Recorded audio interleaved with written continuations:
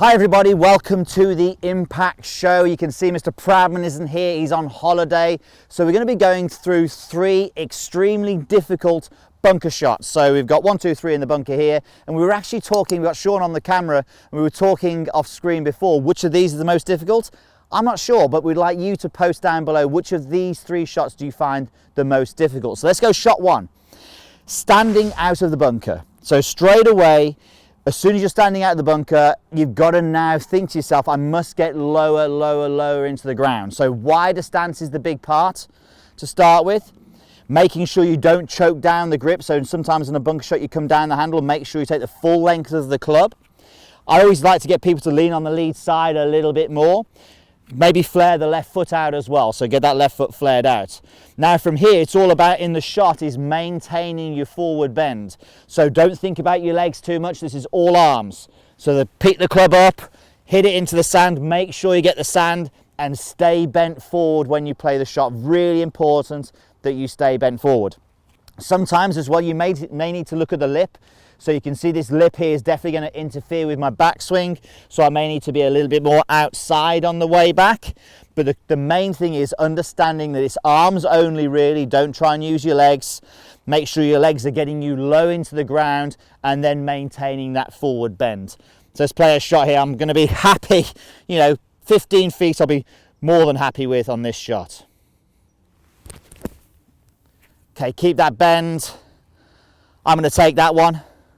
Pulled it a little bit, but you know what? I'll take that. All right. This is a good one. So I'm going to go for a higher loft. That was 56 degrees, by the way. On this one here now, you can see I've got to put 1 foot out of the bunker. And I've got a very steep lip behind me here. So similarities to the first shot that we had there. Let's get the weight on the lead side, but even more so I've almost got my spine angle going with the slope. Flaring the left foot out, having it square on will put a lot of pressure in there, so flare it out. From there, the whole objective on this shot is I need as much loft as I can, so I've got 60 degree as we said, and then from there I've got to miss that lip on the way back. So I've got to make sure the club is going to go steep, upright, wristy, all the things that I need to make sure that I avoid hitting that on the way back or worse on the way down.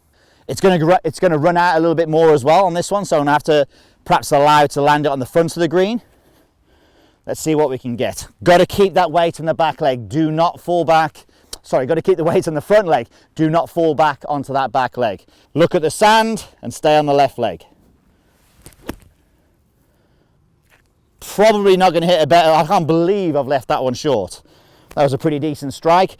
But again, I'm just making sure that I'm putting all the weight on that lead side and I'm missing that lip on the way back. Bit of a workout this as well, bit of a workout. So this is an interesting one. Plug lie.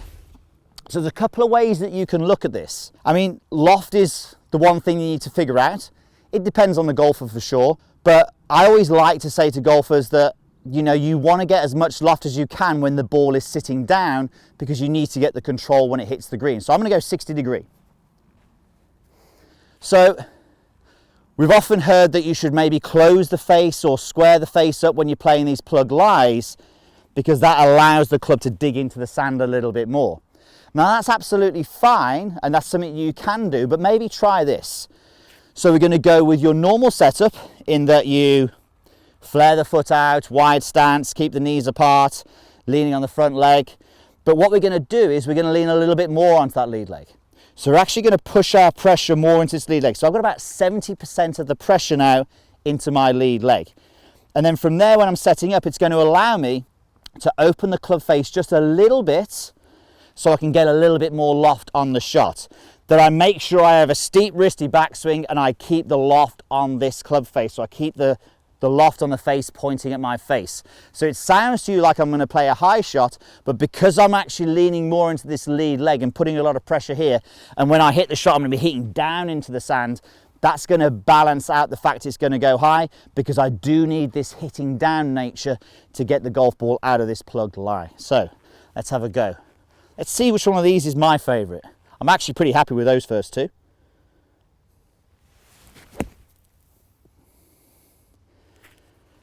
That's obviously my least favourite. That was obviously, it's okay, it's gone out, it's gone at 25 feet, but it's come out of a pretty nasty lie there. So I think the key is looking at all of these 3 shots, that you understand that the setup is crucial. Whether it be a lot of leg flex and staying bent forward in the setup and then into the swing. Whether it be getting on the lead side there and staying on that lead side. Whether it be getting even more into the lead side on this leg here and making sure that you stay down into that lead side when you hit the shot. So the setup is really important. Couple that with understanding where the lip is and maybe having to make sure you miss that.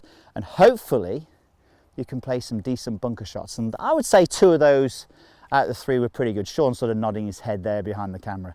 Okay, one last thing before we go as well. So next Monday, really exciting, how to play golf, the basics coaching plan is going to be live next Monday. So if you've got a friend who's never played golf before or is just starting to play golf and they're thinking about doing it, please let them know. Tune in next Monday, hopefully around about 4 or 5 p.m.